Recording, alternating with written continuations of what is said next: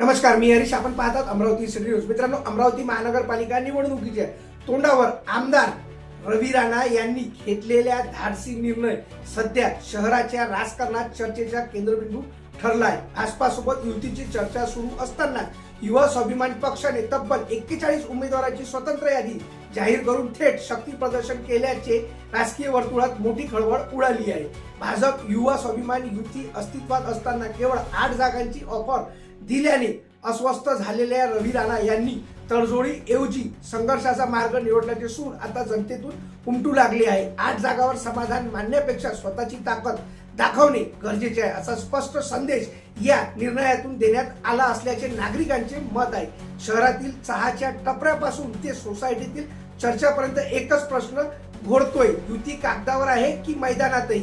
रवी राणा यांनी भाजपाला स्पष्ट इशारा दिला आहे, आम्ही दुय्यम नाही, असे मत अनेक नागरिक व्यक्त करत आहेत. त्यामुळे निवडणूक खरी रंगतदार होणार आहे, असे काही तरुण मतदारांचे म्हणणे आहे.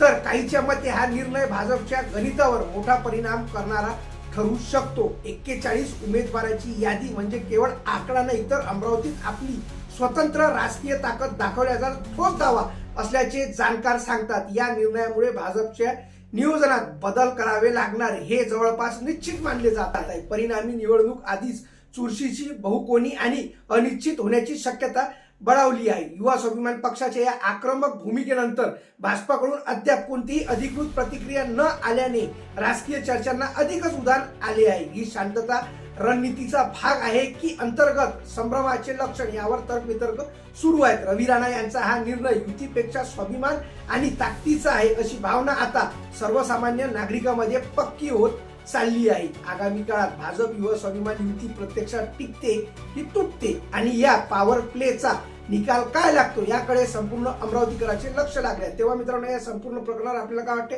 कमेंट बॉक्समध्ये कमेंट करून नक्की कळवा. चला तर मित्रांनो, पुन्हा भेटूया नवीन बातमीसोबत. तोपर्यंत पाहत रहा अमरावती सिटी न्यूज.